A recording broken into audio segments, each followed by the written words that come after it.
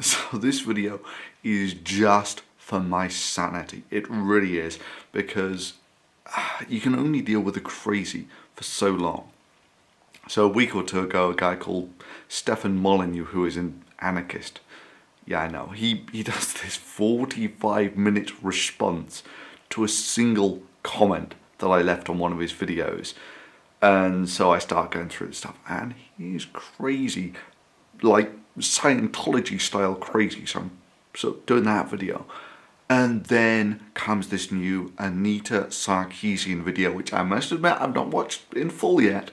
But what I do know is the story. She releases this story the same day or the day afterwards about how she is now so bullied online.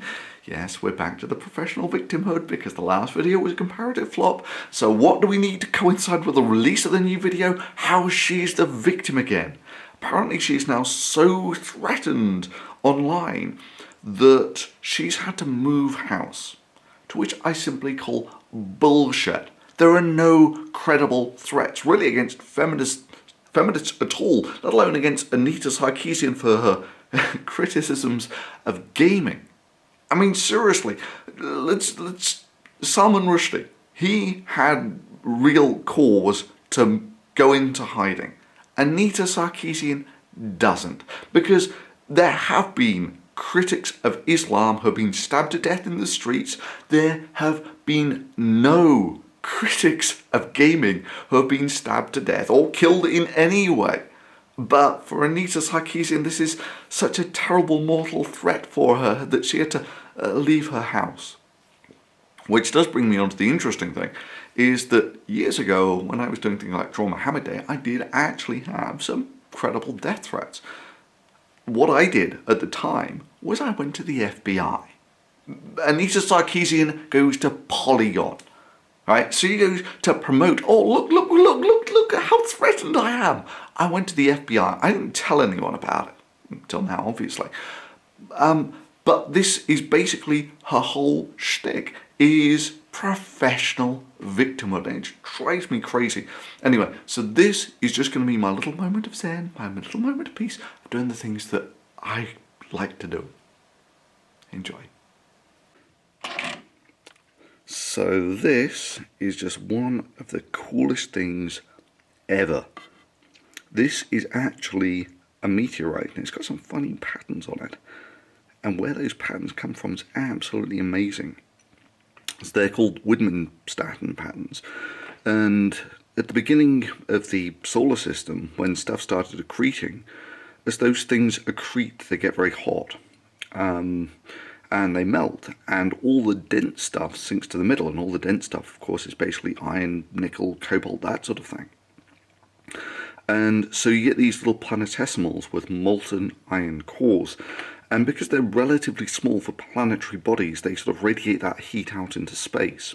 So they cool down very slowly over millions or tens of millions of years, and so these molten iron cores get this, they crystallize very slowly. Like I was saying, over the period of millions or tens of millions of years, which is why we still can't replicate this pattern here on Earth. So anyway, these meteors, actually, or planetesimals, they collide with each other, and they smash each other up, and they throw the parts of the iron core out into space, where this piece here, not only was it in the core of one of the planetesimals at the beginning of the solar system, but it then floated around the solar system for another 4.5 billion years before it actually crashed into Australia. This is one of the biggest meteorites, iron meteorites, ever found. This is just a fragment of it. So the whole thing was 24 tons. This is 17 grams. But yeah, so what's right under my thumb there was actually in the core of a planetesimal at the beginning of the solar system. And it had wandered for 4.5 billion years before landing in Australia and eventually ending up in my hand. So I just really love this thing. So also here I have some tanks. In fact, I've got all the famous tanks of World War II. That's probably the most famous. That's one of the largest produced tanks ever. That's the T-34. the Tiger, Sherman Firefly, and the Panzer IV.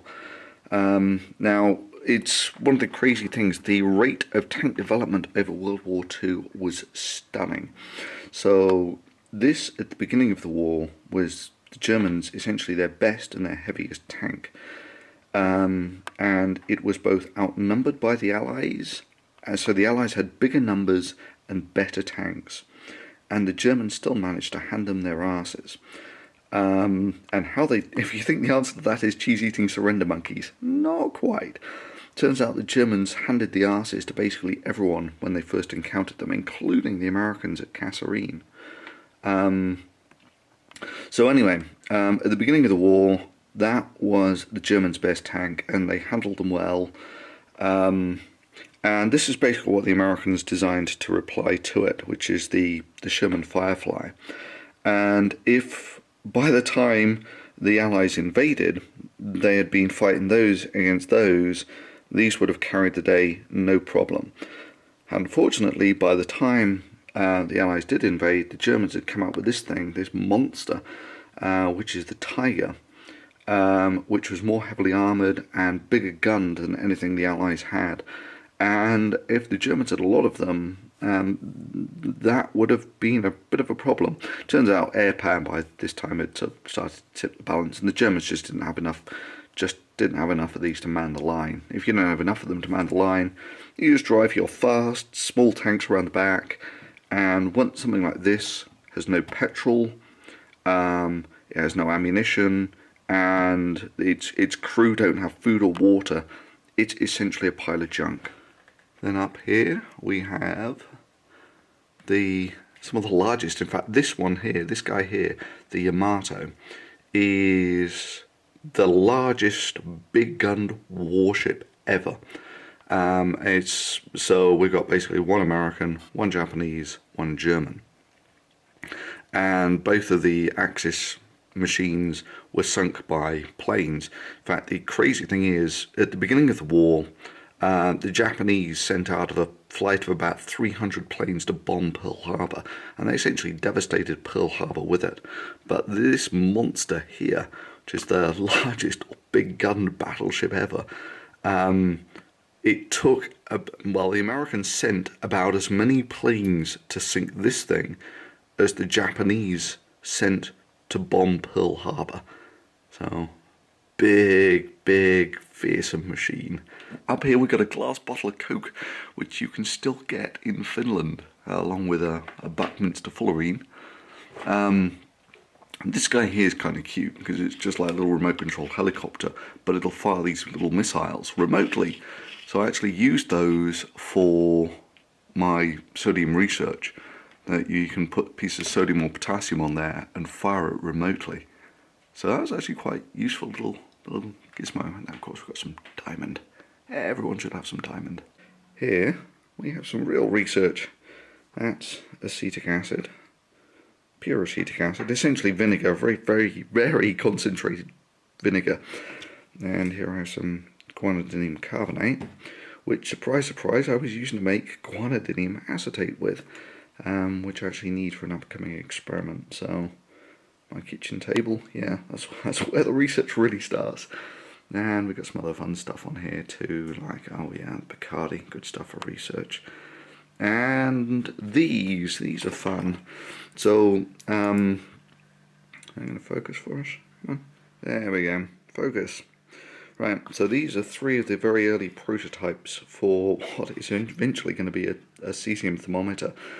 So, sodium-potassium alloy is a liquid, and you can make a very similar alloy from cesium, which is the lowest melting point of any metal alloy, and it boils at about 700 or something. So in principle, you could make the widest range metal thermometer ever if you could use this funny cesium alloy. So I was making some prototypes using sodium-potassium alloy, and they sort of work, but you can see what the problem is, that the metal sticks to the glass, so you need these things to be really air-free, and I've not worked out how to do that yet. It's a detail. Oh yeah, some dice, always good for explaining probability to creationists.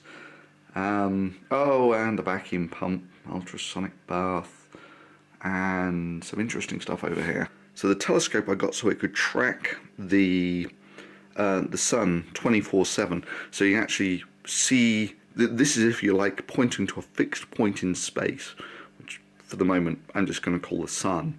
And so you get this thing where it looks like this is spinning in the middle of the room, but it's not. It's actually the only thing that's pointing in a fixed direction to space.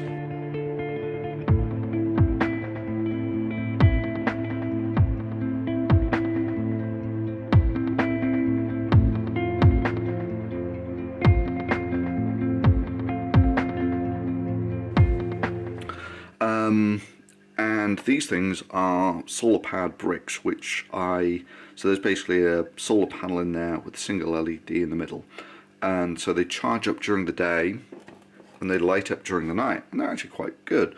So yeah, I got this just to give you an estimate of what the solar powered rotaries could really do. And so if they charge up all day, not lit up during the day at all, they'll light up for 1 or 2 hours at night. And that's yeah, with LEDs covering 1%. You've got 99% solar panel and 1% LED there. So you just about see them at night and not at all during the day. Which brings us to this guy, who is actually in there. There is a time-lapse camera who has been recording the sun. Well, he's actually been recording the whole year. So you've got one time-lapse camera there. I've got another one here, actually running through a computer this time. And a third time-lapse camera there. So this is all basically a light baffle to cut down on the reflections. But it all looks pretty cool in the end.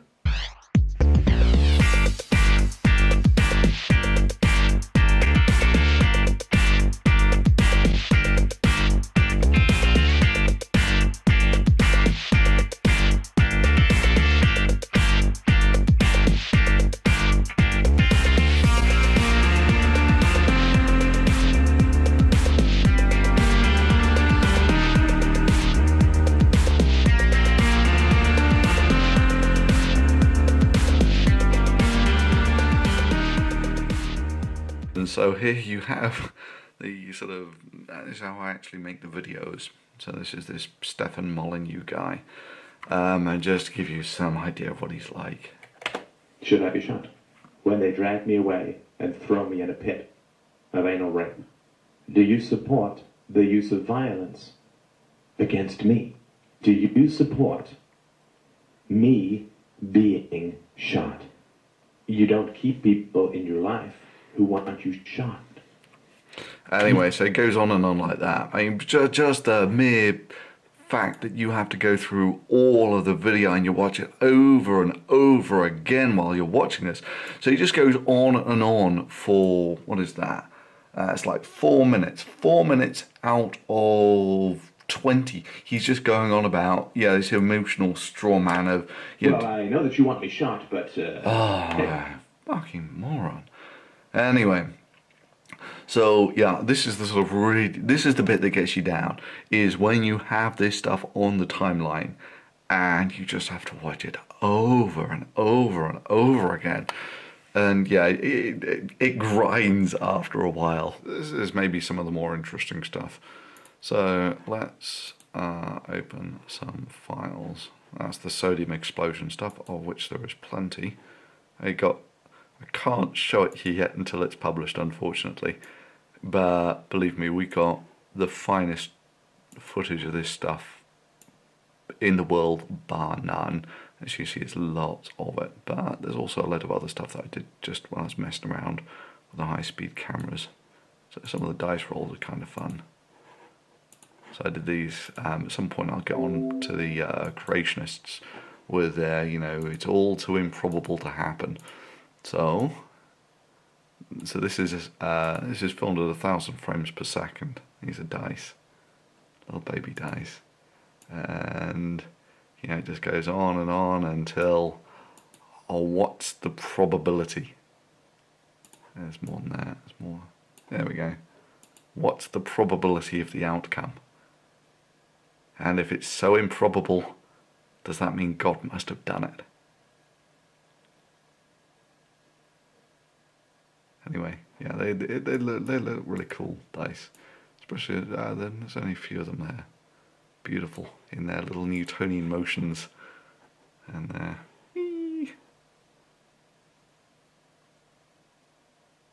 Just kind of cool. And also, I wonder whether we've got some of the drops are fairly fun. So we added a load of standards on this. Milk. So this is just milk being dropped into water. Oh, not so sure this is going to be any good. Oh wow. It's a nuke! Apart from it's upside down. So that's one drop of water. Sorry, one drop of milk going into water. Cool. Anyway, right. And then we've got the renderer. So I actually make a load of the animations for the stuff that I do. So this is hemoglobin, which if I run, comes over on this screen over here. So that claims it's hemoglobin, and it's oxyhemoglobin. So this is oxygen bound to the heme group there. And a load of these videos, so this was the gene pool animation stuff, or how it starts. So it's obviously on a red screen, so I've actually animated that, put 4 frames in or something. I can dial in more frames, but so this is basically how a load of these animations start off. So I can basically make the red invisible, and then I can use this to demonstrate how... In simple terms, we would describe the genes of the population as a gene pool. We would simply say that the factors of imperfect replication and environmental attrition result in the gene pool being plastic to the environment. So from this you can see that evolution can quite happily give the appearance of the gene pool being designed for the environment, because the gene pool is plastic to the environment. Whee! Anyway, so what does that look like in reality? There we go, that's what it looks like.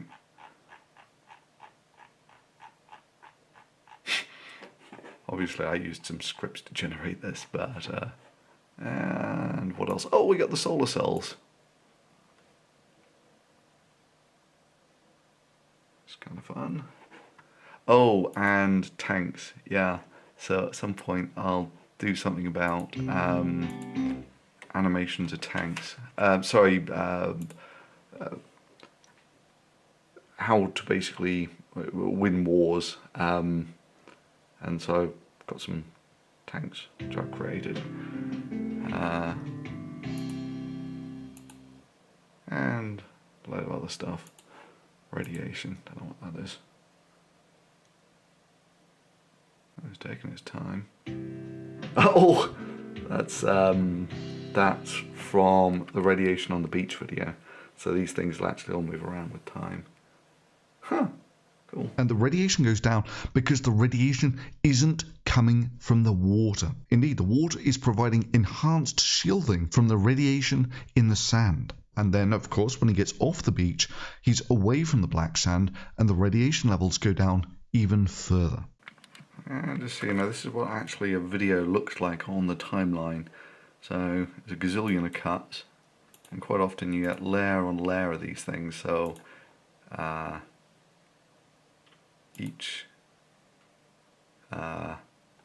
so you've got the original stuff, then you get 3 layers of text on there, that's that, and then you can sort of animate. A load of this stuff actually has animations in it as well. So that's basically what it all looks like on the timeline. And at this point I would really like to add that I am immensely grateful to all those who have supported this channel through Patreon, because not only does it help buy a load of the kit that you've actually seen in these videos, because I mean, this is the thing, when you get a video like this... What are you going to do with the people in your life?